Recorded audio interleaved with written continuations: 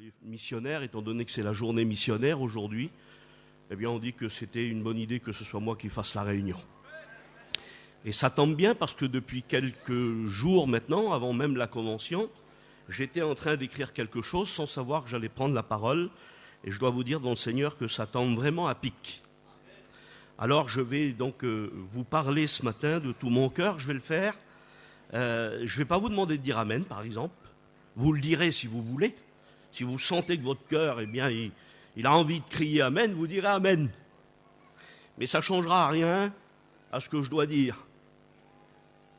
À partir du moment où c'est la parole de Dieu, eh bien, je dirai ce que j'ai à dire. C'est ce que le prophète disait. Quand le Seigneur lui parlait, le prophète disait « Je dirai ce que l'Éternel me dira de dire ». Alors je voudrais... c'est vrai que c'est samedi, le point culminant de la célébration des 70 ans de la mission. Mais tout au long de cette semaine, on a eu des frères qui ont parlé de tout ce qui s'est passé pendant ces 70 ans. Et moi, j'ai eu une drôle d'idée. On en a tous des drôles d'idées. Alors je vais vous demander de l'indulgence. Je vais citer des noms ici. Et peut-être que certains diront, bien, il aurait dû citer un tel et un tel.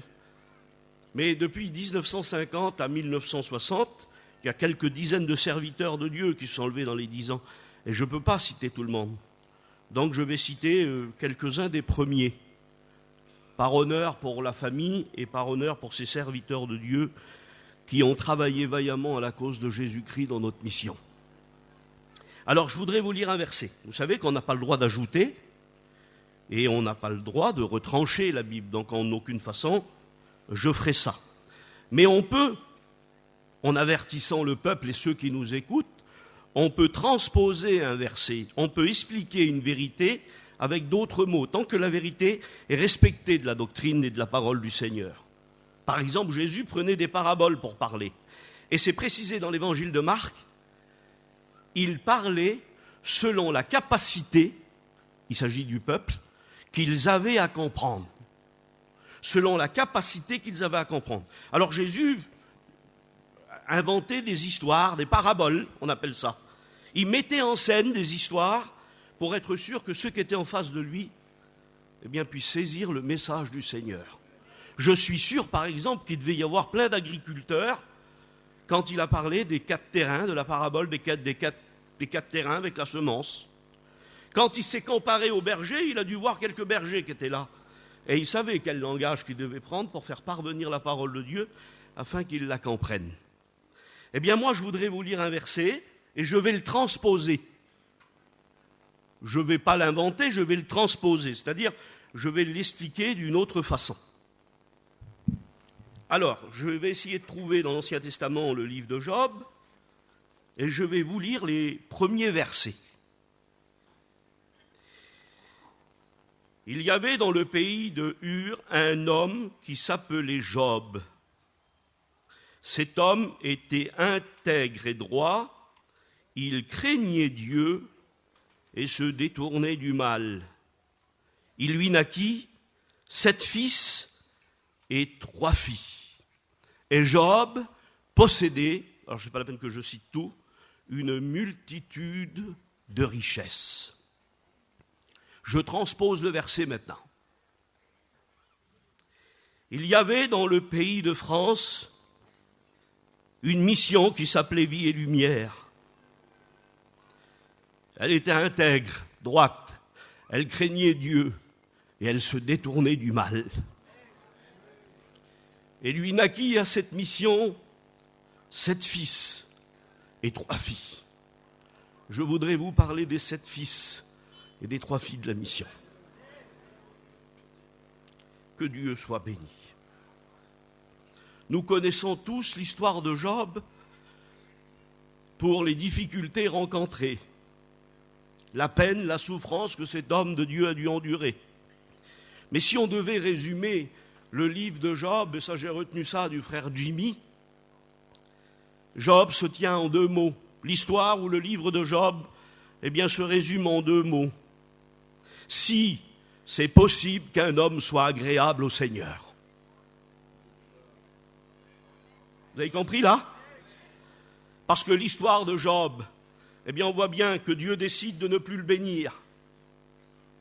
Et que bientôt, eh bien, il est à la merci de toutes les épreuves qu'on peut connaître dans la vie. Et Job a tenu bon.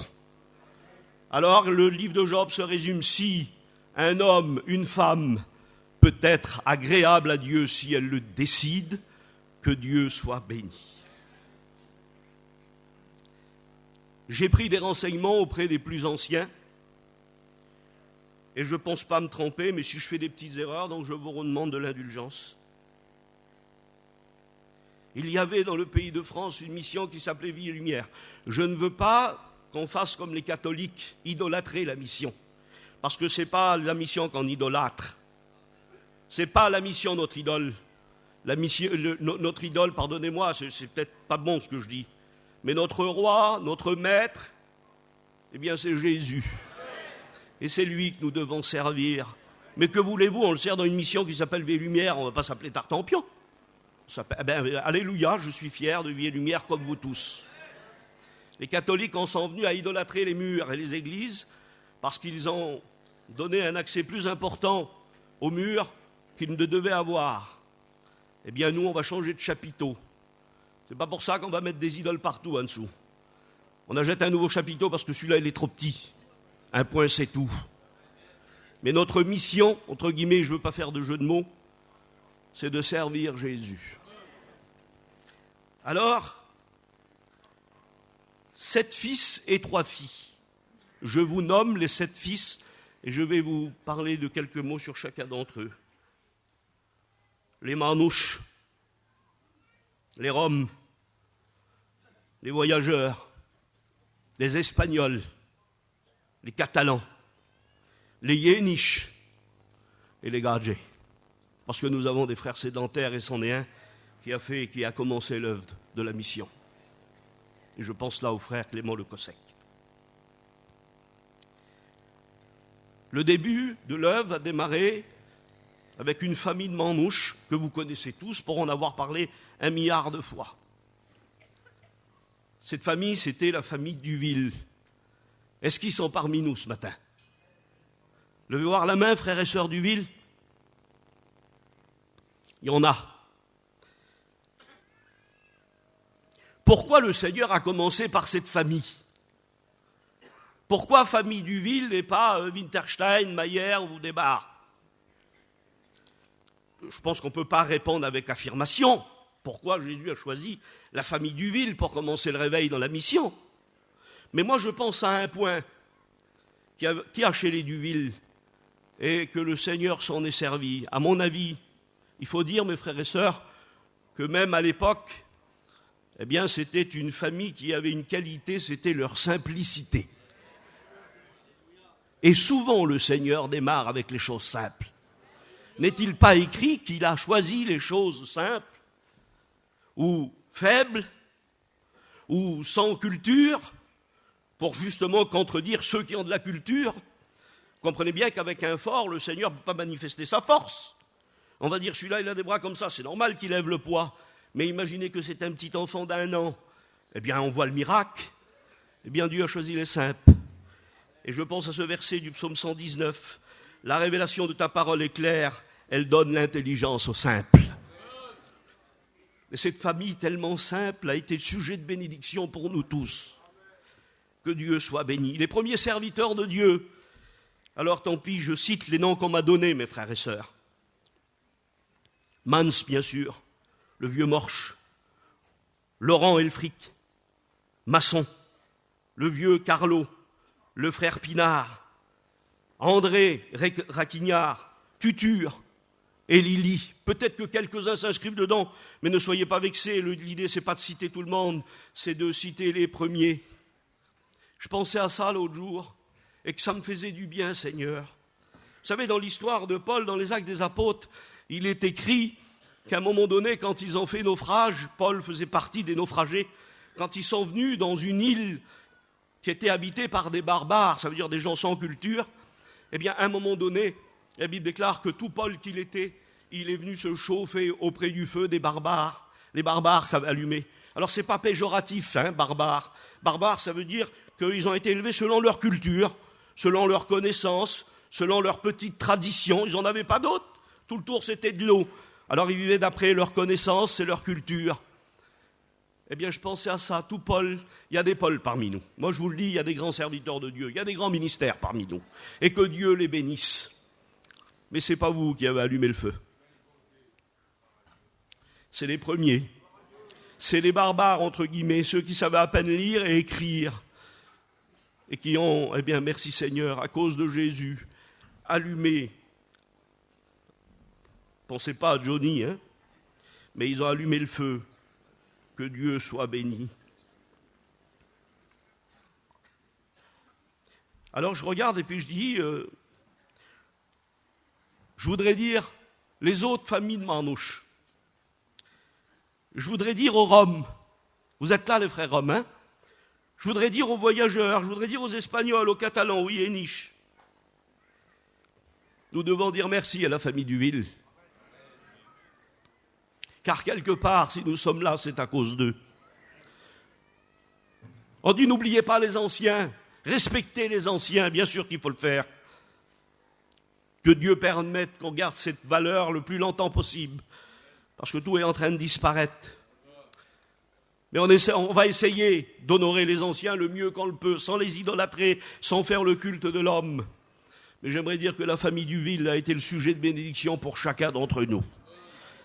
Et ce matin, famille Duville, nous vous disons au nom de tous, merci. Merci parce que 70 ans après, vous êtes toujours présents parmi nous. Il y a toujours des serviteurs de Dieu parmi nous. Je sais qu'il y a Noël parmi nous, j'ai fait mes études avec lui. À croire que je suis un ancien aussi, moi. Alors oui, merci, que Dieu soit béni. Je vous dis deux petits mots.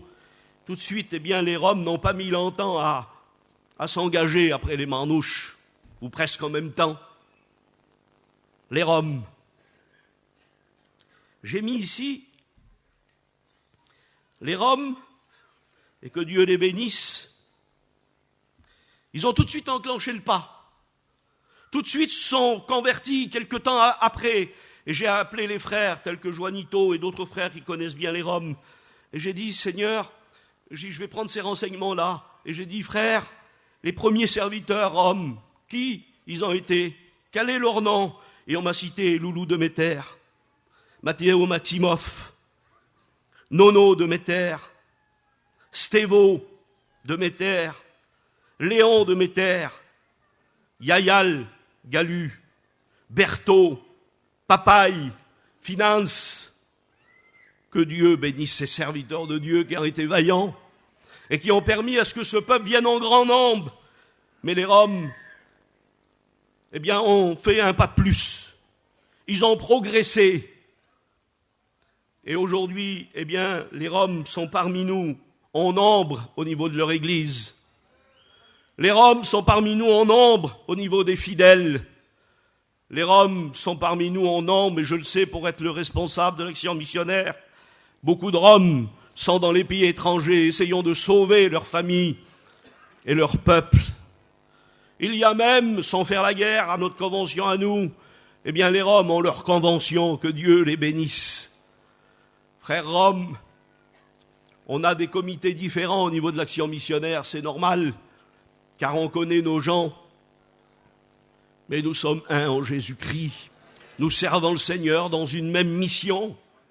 Que Dieu fasse que nous restions unis pour servir Jésus dans ce petit peu de temps qui nous reste. Que Dieu soit béni. Alors j'ai mis ici les Espagnols. Alors je ne vais pas me baisser derrière le petit, hein, mais je les ai mis ensemble. Les Espagnols et les Catalans. Nous savons qu'il y a des différences. Dans le monde, on dit que les Catalans et les Espagnols sont des cousins. Ça, c'est dans le monde qu'on dit ça. Moi, j'aimerais dire qu'ils sont plus que ça. Ils sont des enfants de Jésus-Christ. Ils sont des frères qui servent le Seigneur ensemble. Alors, des différences culturelles, vestimentaires, on peut tolérer. Mais il faut que l'on dise que les Catalans et les Espagnols, je sais que ça ne fait aucun doute dans leur esprit, eh bien, sont des frères qui servent le même Père. que Dieu soit béni. Alors, j'ai mis espagnol, catalan. Les frères en France disent qu'ils sont des cousins. Nous disons d'après la parole de Dieu que nous sommes plus que ça, nous sommes des frères. Et vous aussi, frères, catalans, espagnols, vous êtes très présents dans la mission. Des dizaines d'églises sont comptées au niveau de la mission. Je crois pas me tromper en disant des centaines de serviteurs de Dieu parmi les Catalans et les Espagnols qui servent vaillamment le Seigneur Jésus. Nous sommes des frères et restons-le. Que Dieu soit béni. Je suis obligé de dire un petit mot. Vous savez que ceux qui sont à la base du réveil espagnol, catalan, pardonnez-moi, moi si je fais des erreurs, c'est parce que à ce moment-là, c'est les anciens qui m'ont mal aiguillé, mais je ne pense pas. Le frère Fatah, le frère Le Chat et Félix sont à la base de ce réveil chez les Espagnols. Et c'est une branche de la mission espagnole, qui a un autre nom que Veille Lumière, mais ça c'est pas très grave. Mais nous pouvons nous faire fiers de nos serviteurs de Dieu, qui ont travaillé vaillamment et qui ont suscité quelques dizaines d'églises ou quelques centaines d'églises et quelques milliers de serviteurs de Dieu. Ne négligeons pas les petits commencements. Nous sommes frères, que Dieu soit béni. Je voudrais vous parler d'un autre frère, puisque Job avait 7 fils. C'est les frères et sœurs Yénish. Vous êtes parmi nous, frères et sœurs Yénish? Et vous aussi, je ne pense pas que je fais une injure. Je ne pense pas que je bouscule ou que je fais des choses qu'il ne faut pas. Mais on peut facilement, étant donné que le réveil est presque arrivé en même temps, en mettant les Yénish et les voyageurs ensemble. Yénish et voyageurs. Il y a un cantique qui dit ça, hein? Yénish et voyageurs servent ensemble. Et c'est vrai que ce n'était pas facile entre les manouches et les Yénish et les voyageurs. On s'évitait plutôt. Parce que chacun aimait sa tranquillité et chacun aimait vivre selon ce qu'il pensait être bien. Eh bien, l'Évangile a fait un tour de force. On a réussi à avoir des plateaux ridelles sans avoir peur.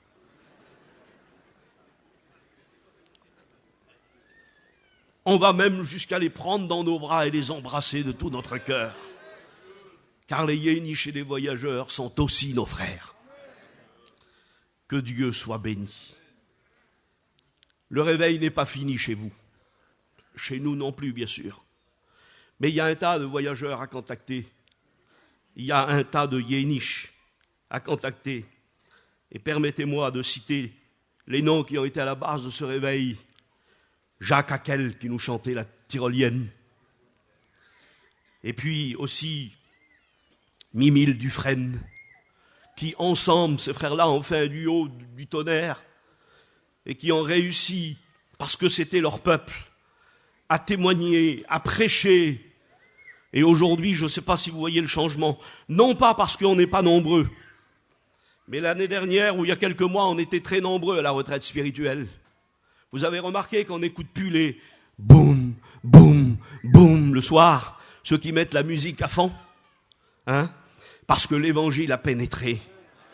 Et aujourd'hui, beaucoup sont convertis, et ils réalisent que leur joie, eh bien, ce n'est plus dans une musique très forte, mais leur joie est dans le Seigneur, que Dieu soit béni. J'ai mis ici, je suis obligé de parler, et ce n'est pas un problème pour moi. Hein. Il y a un frère qui m'a dit, là, prends ton temps. Ben, je ne prendrai pas plus de temps qu'il m'a imparti. Je dirai ce que j'ai à dire, et après j'arrêterai. Mais on est obligé de parler des sédentaires. C'est bien par un sédentaire que Mans s'est converti. C'est bien par un sédentaire que le miracle a eu lieu. Alors, si nous sommes reconnaissants pour la famille Duville, j'irai jusqu'à dire que nous devons l'être encore plus. Les sédentaires, on est tellement mal aimés d'une partie de ces sédentaires. Et pourtant, c'est eux qui sont à la base de notre conversion, que Dieu soit béni. Ça, je l'ai expliqué, mais je suis obligé de le réexpliquer. C'est dans les années 1900. Il n'y avait pas de réveil en France évangélique avant 1900. Il y avait quelques petits foyers de convertis au Seigneur Jésus, mais on ne peut pas dire que le réveil avait commencé en France avant 1900. Et à cause que quelqu'un a eu à cœur, et je l'avais expliqué, mais en 2 mots je le réexplique, c'était une femme, une sœur, Samy nous a fait la réunion sur les sœurs, Bébé nous a parlé du 51 et de l'eau, l'autre du tracteur et de la remorque. Tout ça sont des vérités. Moi, je voudrais quand même dire un petit mot là-dessus. Alors, enlevant l'idée, il y en a qui disent qu'il faut être prudent, parce qu'il y en a qui peuvent piler et marcher. Bien, moi aussi, je voudrais citer Payan. On en a parlé longuement hier. Payan, il disait, c'est une parole qu'il disait souvent, la femme a été tirée de la côte de l'homme. Vous vous rappelez comme il disait ça, Payan? Non pas sous son pied pour la piétiner, il disait Payan, mais à côté de son cœur pour l'aimer, à côté de son bras pour la protéger. Alors j'aimerais dire aux hommes violents, si ça existe parmi nous, c'est que ça existe parmi les ministres, ils passent tous au tribunal. Mais s'il y en avait, c'est plus tellement la mode, c'est plutôt le contraire maintenant. Mais s'il y avait encore quelques résistants, eh bien je voudrais dire que tu n'as pas le droit d'être méchant avec ta femme. Mais par contre, tu dois être le patron. Quand vous regardez les textes près de la Bible, vraiment c'est ça. Vous savez, quand le Seigneur a dit à Ève, frères et sœurs, et c'est d'elle que vous êtes les filles, eh bien il a dit, tes désirs se porteront vers ton mari, et ton mari te dominera. Je vous donne une autre version du texte, mais c'est la vérité. Quand il dit tes désirs se porteront vers ton mari, en version gitan, ça veut dire quand tu désireras quelque chose, tu demanderas la permission à ton mari. Pas moi qui l'a dit, c'est la Bible. Tu demanderas la permission à ton mari. Et comme si c'était passé, il dit, ton mari te dominera. Vous voyez, si je passais à la télé ce matin-là, j'aurais pas beaucoup de succès. Je me ferais huer. Et puis peut-être que je passerai au tribunal. Parce que dans cette apparemment belle idée de mettre l'égalité entre les deux, eh bien c'est une façon de s'opposer à Dieu. Parce que Dieu n'avait pas dit ça. Dieu n'a pas dit d'égalité. Il a dit, tu demanderas à ton mari et ton mari te dominera. Eh bien c'est une façon cachée de vouloir s'opposer à l'ordre établi par le Seigneur. Alors moi je ne veux pas passer à la télé, et puis je ne compte pas avoir du succès à la télé. Je veux être quelqu'un qui répète les paroles de Dieu et rester fidèle à la parole du Seigneur. Permettez, vous me donnez encore 10 minutes pour que je puisse vous parler des 3 filles de Job. La première fille, c'est les églises que nous possédons. Quelle beauté nos églises! Mais je dois quand même me mettre en garde. C'est mon devoir. Soyons tempérés dans la création et l'argent qu'on met dans nos églises. N'exagérons pas. Il nous faut des lieux pour nous rassembler. Et peut-être que, avec ce qui se déroule devant nous, si le Seigneur tarde à venir, peut-être que les conventions ou les missions, Nanou nous en a dit, à nous les serviteurs de Dieu hier, comme quoi vraiment on est sur le fil et il faut que les serviteurs de Dieu fassent attention et pas faire n'importe quoi pour continuer à voyager encore un peu. Mais peut-être que si ça se passe mal, ce sera fini, les tentes. Mais nos églises demeureront. Et j'ai pensé à nos églises. J'ai dit, Seigneur, quelle beauté. Alors il a fallu que je dise la première église. Officiellement, première église de la mission, c'est Perpignan. Reconnue comme église évangélique, c'est ce qu'on m'a dit, les anciens m'ont dit ça. Moi, je pensais que c'était Noisy-le-Sec. Mais on m'a dit non, Perpignan existait avant. Et elle était reconnue comme église évangélique.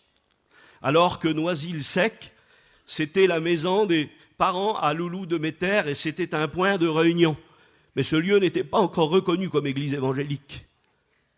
Première église évangélique, c'est Perpignan. Et la deuxième, alors là, il y a bagarre entre Noisy-le-Sec et l'église de Lille. Mais là, je vois Joanito. Et moi, je te poucrave. Juanito m'a dit, c'est l'île Glazo. Noisy-le-Sec, c'était un point de réunion. Il y a les premières réunions qui ont démarré à Noisy-le-Sec, ça, c'est aucun problème.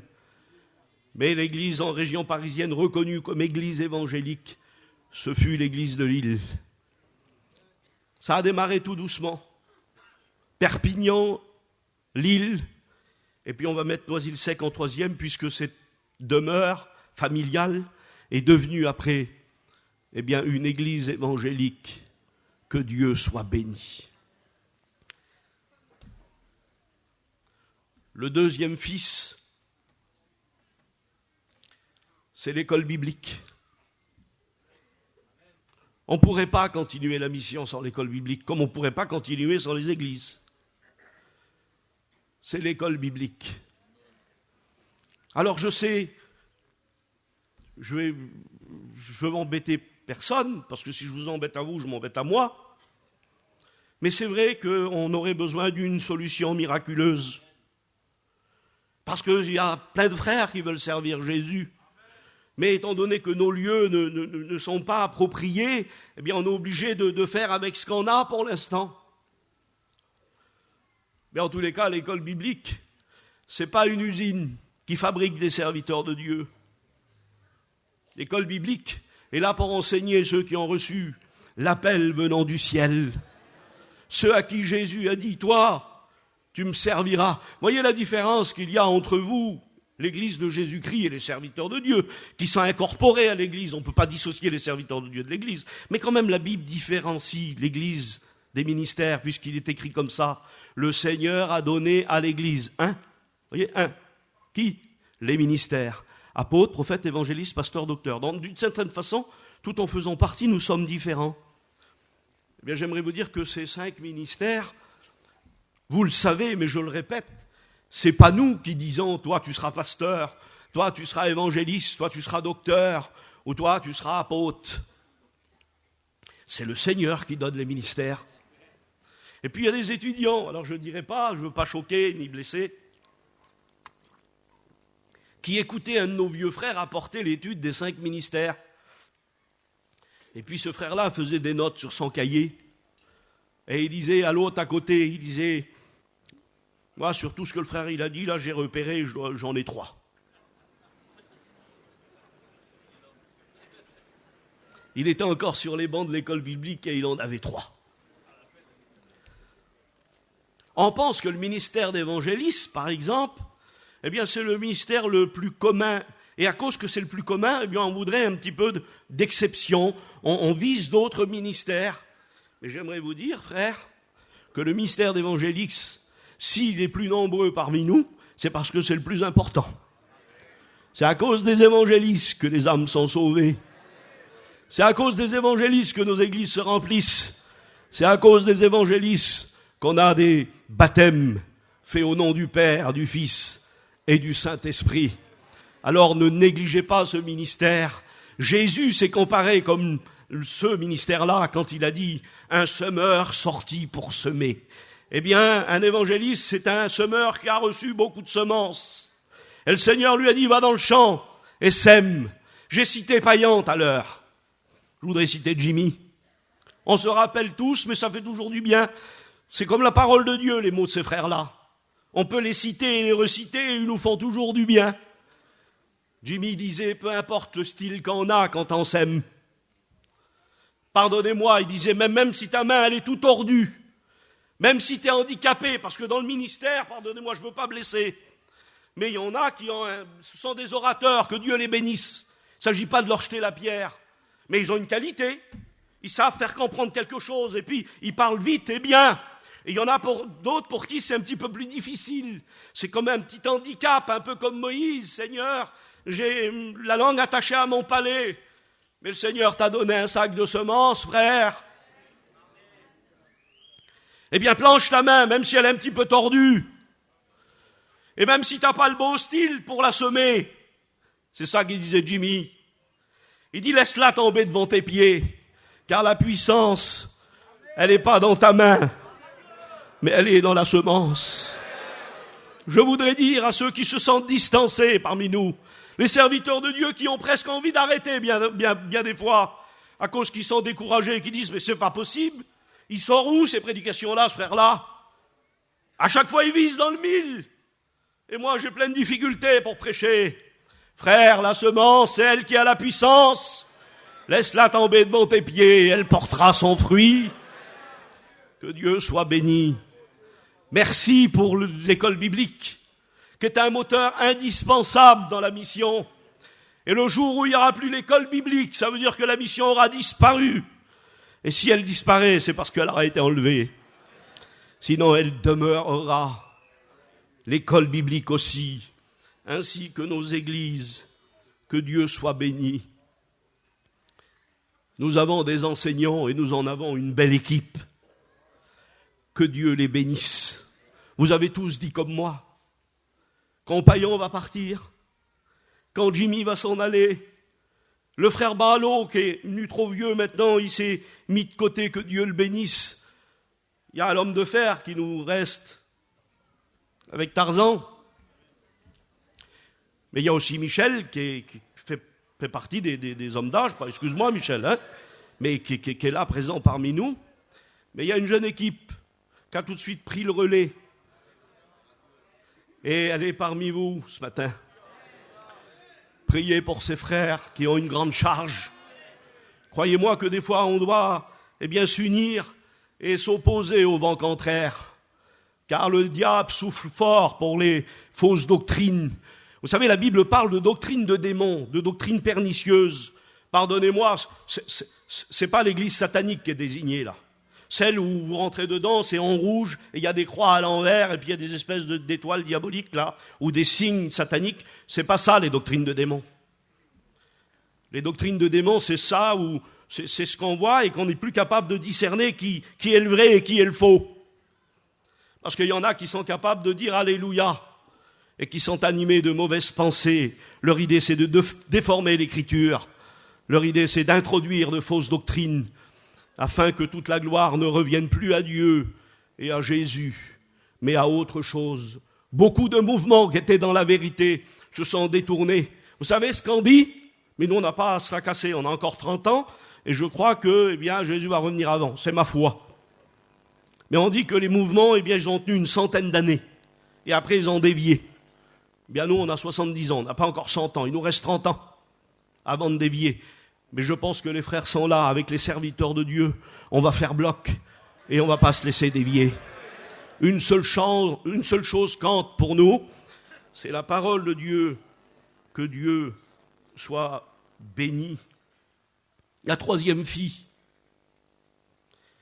Et là, je ne vais pas en parler avec plus d'intérêt parce que je n'ai pas le droit. Je suis le responsable de l'action missionnaire avec quelques autres frères. Yann, en l'occurrence, il y a Giovanni qui est le trésorier. Et puis il y a Mickey qui est secrétaire, et bientôt, l'année prochaine, il va y avoir les votes. Et puis on va laisser les frères voter. Mais je n'ai pas le droit de mettre plus l'action missionnaire que les églises, ou bien que l'école biblique. Un vrai serviteur de Dieu, il est au milieu. Et il n'a pas plus d'intérêt pour son église que pour les autres églises. Il faut avoir de l'intérêt pour tout, parce que c'est tout qui forme la mission, et pas seulement un moteur. Mais je dois parler de l'action missionnaire. Alors je vais vous en dire 2 mots, parce que c'est l'action missionnaire, et je la considère comme étant la troisième fille de la mission. Parce que l'action missionnaire, ça n'a pas demandé longtemps à ce qu'une fois les premiers serviteurs de Dieu sur pied, tout de suite, Clément Le Cossec a donné la direction. Et là, c'était les pays autour qui étaient désignés, et les pays ont été visités. Alors, je n'ai pas eu tous les renseignements, mais je vais demander, on va me renseigner. Je ne sais pas si c'est le premier, mais je dois les citer. Alors je les cite comme ça, désordonnés, c'est pas très grave. L'Allemagne a été évangélisée. Est-ce que c'est le vieux Kahlo qui a apporté le réveil en Allemagne, mes frères, ou quelqu'un d'autre? J'ai besoin de savoir. Personne ne peut me le dire, honnêtement? Vous êtes comme moi. En Allemagne, qui c'est qui a fait le réveil? Vincent, que Dieu soit béni. L'Allemagne a été touchée par l'évangile. C'est pas facile, l'Allemagne. Il faut prier pour l'Allemagne. Je vous assure devant Dieu qu'il faut prier pour l'Allemagne. car il y a autant de Sinti, de Manouches, de Yéniches, de voyageurs et de Roms en Allemagne qu'en France. Et un tout petit noyau seulement est au Seigneur Jésus. Et là, il faut dire que la tradition, eh bien, a la peau dure. Et c'est pas une tradition bénigne.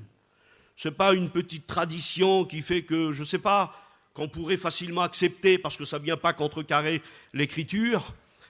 Mais il faut dire, il y a des traditions qui s'opposent directement à la doctrine de la parole. Et ça, on est beaucoup retenu. Alors qu'on voudrait rentrer dans ce champ et on voudrait évangéliser. On a des dizaines d'hommes qui sont prêts à le faire. En accord avec notre parti de mission qui est en Allemagne, dans la personne du frère Radé et son conseiller. Mais c'est pas facile. C'est pas facile. Alors je mets sur votre cœur de chrétien, priez pour l'Allemagne, frères et sœurs. Elle en a besoin, Jésus vient bientôt. L'Espagne, je l'ai cité tout à l'heure, mais je la recite, avec Fatah, avec le chat et Félix. L'Italie. Elle a été visitée, l'Italie, par le frère Jacob. Ils sont plus jeunes, mais je les cite. Ils sont avec Jacob, Moïse et Stève, qui ont fait un merveilleux réveil en Italie. C'est une mission fleurissante. Et ça, eh bien, c'est grâce aux sédentaires, dans la personne de Clément Le Cossec. C'est grâce au réveil parmi les Duville. Et c'est grâce à vous, à cause de vos offrandes, que le frère Jacob a pu faire ce réveil avec les deux autres frères dans ce beau pays d'Italie. Il y a eu la Belgique. Et là aussi, dites-moi qui est l'auteur du réveil belge. On a quelques Belges parmi nous. Vous êtes timides, si vous savez quelque chose, dites-moi-le, les frères. Pour la Belgique, je sais que le frère Robert Charpentier, eh bien, a été le président, mais est-ce que les premiers évangiles prêchés, est-ce que c'est lui ou il y a quelqu'un d'autre qui a participé? Vous ne voulez pas me le dire, on garde le secret alors. Oui. Qui? Le frère Louillot, alléluia, qui est l'un des premiers à avoir implanté l'évangile. Et c'est le frère Johnny Charpentier qui nous le dit, donc on peut lui faire confiance. Le frère Louillot, que Dieu soit béni. Des hommes qui ont prêché vaillamment l'évangile. Regardez, l'Angleterre. Je crois que c'est le frère Thalys, qui est aussi à la base de ce réveil, et peut-être d'autres frères, pardonnez-moi, j'ai pas eu le temps de prendre, et j'ai arrêté d'écrire, direct, parce que je ne pensais pas faire la réunion. Mais le frère Thalys est à la base du travail d'Angleterre. Il y a l'Irlande, qui est à côté, qui est une île de l'Angleterre. L'Irlande, mais c'est un pays différent. Les premiers, c'est Michel Carlo et Popol Vez, qui est parti près du Seigneur. Et l'équipe a pris le relais, une jeune équipe a pris le relais, et puis le réveil s'est créé. Quel bonheur! L'Angleterre, l'Irlande, comment ne pas citer la Hollande, avec le vieux frère Néné, qui a mis tout son cœur à travailler en Hollande. Et puis nous avons nos frères hollandais avec nous. Et ils sont en continuité. Ils n'ont pas dévié. Ils n'ont pas tombé dans le piège de la fausse doctrine. Ils ont gardé le cap. Les anciens sont partis, mais les nouveaux restent avec le même message, la même doctrine. Que Dieu soit béni. Comment ne pas citer la Suisse avec le frère Madou? Je crois que notre frère représentant de la Suisse est parmi nous, Maï. Eh bien, s'il y a une œuvre en Suisse, c'est grâce à Madou, un vaillant serviteur de Dieu. J'ai pu côtoyer ces hommes-là. J'ai été en Hollande avec Néné. J'ai été avec Madou faire une mission, même que j'étais tout jeune. Je vais vous faire part d'une fierté que j'ai. Jimmy, il avait la Mercedes couleur Bordeaux. Elle était en break. Et puis un jour, alors que j'étais tout jeune, j'avais 19 ans, on était sur une place, on était arrêté à Sarcelles. Je m'en souviendrai toute ma vie. Et puis, j'ai vu la malle de l'auto ouverte. Et j'ai vu des valises qu'on mettait dedans. Dedans, il y a eu le frère Bébé, il s'en souviendra. Et puis, il y avait quelques autres serviteurs de Dieu, faisant partie de la direction. Et moi, 19 ans, jeune marié, je les regardais dans le coin de la caravane, comme ça, je ne voulais pas qu'ils me voient. Mais je vous le dis devant Dieu, j'avais de l'eau qui me coulait de la bouche, tellement j'avais envie d'être avec eux. Je dis, Jésus, quelle beauté. Je voyais des héros et c'en était. Et puis d'un seul coup, ils ont monté dans l'auto, 4 hommes. À 4, c'est bien pour faire de la route. À 5, c'est serré. Puis d'un seul coup, Jimmy m'a regardé. Et il a vu que je l'ai vu. Je me suis caché. Et puis ils ont mis en route l'auto et ils ont passé devant moi. Et quand ils ont fait 10 mètres, j'ai vu les stops sont allumés. Et puis ils ont fait marche arrière. Et Jimmy a ouvert le carreau. Et il a dit, tu veux venir avec nous, fils ?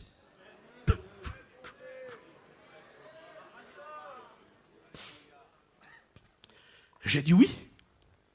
19 ans. Ils allaient réparer mes problèmes en Hollande. Et puis il y avait quelque chose à voir en Belgique aussi.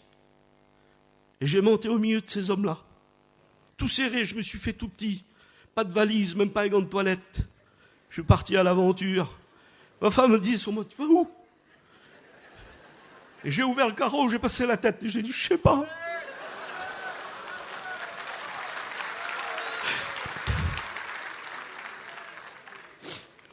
Et j'ai expliqué ça à Jimmy. Et il m'a dit, tu avais l'habitude de dire des mots, mais il fallait qu'ils soient internes, il fallait que ce soit interne. Il m'a dit, je vois bien que j'étais fou quand même. Et après il m'a regardé, il a dit, non, j'étais inspiré. Parce que c'est vrai, je suis parti tout jeune, et ça a été une école pour moi. Et aujourd'hui, avec cette équipe de frères, on dirige l'action missionnaire. Et j'ai eu besoin de voir tous ces exemples. L'action missionnaire, eh bien, c'est Lily Gribos qui l'a gérée, dans les premiers temps. Un vaillant serviteur de Dieu, qui, avec Jimmy, ont fait un duo merveilleux. Et tous ces pays que je vous ai cités là, eh bien, ils étaient en accord pour l'évangélisation. J'ai donc encore un petit pays ou deux à vous citer. La Russie. Quel terrain. Quelle grandeur. Surtout si on parle des pays autour. C'est énorme, c'est gigantesque. Eh bien, c'est le frère René qui a eu à cœur d'évangéliser ce pays. Il n'a pas voulu prêcher ce matin, mais ce soir, il nous en dira quelques mots parce qu'il revient d'un voyage. Merci Seigneur pour ces hommes vaillants. Que Dieu bénisse René et qu'il lui donne les forces nécessaires pour continuer jusqu'au bout. Je ne voulais pas le citer, mais je le cite quand même. Le Portugal. C'est un pays qui est fraîchement évangélisé. Mais il y a quelque chose de trop beau dans le Portugal, c'est pour ça que je le cite. C'est parce qu'on a fait une équipe mixte. Il y a les frères espagnols qui sont engagés au Portugal, et il y a les frères Manouche. Et c'est une équipe qui marche ensemble. Et il y a quelque chose de beau qui pointe au Portugal. Il y a l'œuvre de Dieu. Alors bien sûr, il y a une mission, parce qu'il y a une branche de l'Espagne qui est sortie et qui a évangélisé le Portugal, et il y a des églises qui portent le nom d'une autre mission, mais on leur en veut pas. Il n'y a pas que vie et lumière sur la terre. Il y a aussi d'autres missions qui se tiennent correctement dans la doctrine. Eh bien, que Dieu les bénisse, ces autres missions. Mais je suis obligé de dire que là, eh bien, nous avons une équipe vaillante entre les Espagnols et les Manouches qui évangélisent le Portugal. Que Dieu bénisse nos frères. Certainement que l'équipe du Portugal nous dira un petit mot des nouvelles concernant l'évangélisation du Portugal. Là, on est en train de faire un tour de force. Ça existe avec René déjà, parce que René côtoie beaucoup de pays musulmans, comme vous le savez. Mais je suis obligé de citer la Turquie. Et la Turquie, c'est Thalys, c'est John, le garçon à Aladin, et c'est Nours. Et puis je crois qu'il y a un autre frère ou deux, pardonnez-moi mes frères. Le but, c'est pas de citer tous les noms, c'est juste de citer quelques noms comme ça. Vous avez prié pour Nours. C'est un missionnaire, un vaillant serviteur de Dieu qui dit toujours le bon barreau des Hével. Il dit ça, Nours. Et puis là, il a passé un mauvais moment. Il a été hospitalisé, il a souffert énormément. Et on a fait bloc, on a prié pour lui. Et l'autre jour, il a laissé un petit message sur le site missionnaire. Et il a dit, continuez les frères, ça va mieux. Continuez les frères, ça va mieux. Je voudrais dire que pour l'aspect général de la mission, continuons les frères, ça va mieux. Continuons, ça va mieux.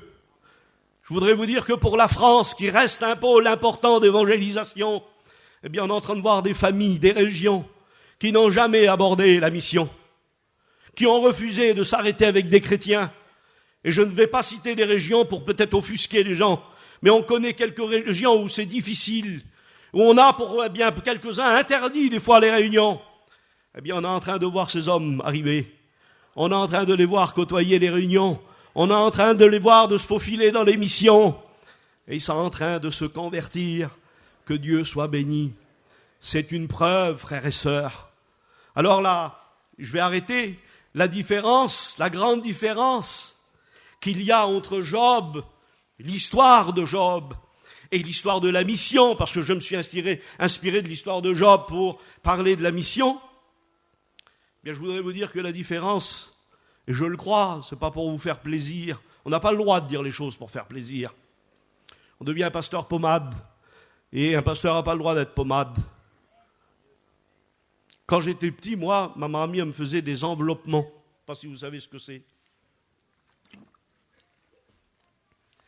C'était à base de moutarde. Vous avez connu ça, les plus vieux, les jeunes ne connaissent pas, ils prennent du Doliprane. Mais on nous enroulait comme ça, dans du Dolpic ou je ne sais pas quoi. Hein, c'était des cataplasmes, des cataplats, et puis on était entourés. On prenait feu, tellement ça brûlait. On avait des cloques des fois sur nous, tellement ça chauffait. Mais c'était pour notre bien.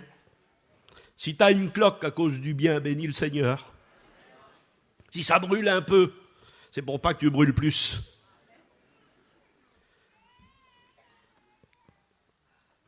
Je pense qu'il faut que j'arrête. Je regarde. Oui, il faut que j'arrête. Parce que j'ai noté que ça. Alors, je vais résumer comme ça. C'est la fête pour la mission des 70 ans. Alors, j'ai voulu rester dans la continuité. Je voudrais dire aux Duville, aux Roms, aux Manouches, aux Espagnols, aux Catalans, aux Yéniches et aux voyageurs, ainsi qu'aux sédentaires, nous sommes la mission. Nous avons le droit de dire un mot. Nous avons le droit de conseiller nos frères, même si nous avons un grand honneur pour la direction. Mais nous avons le droit, parce que la mission, c'est nous. On prie le Seigneur ensemble. Que Dieu soit béni.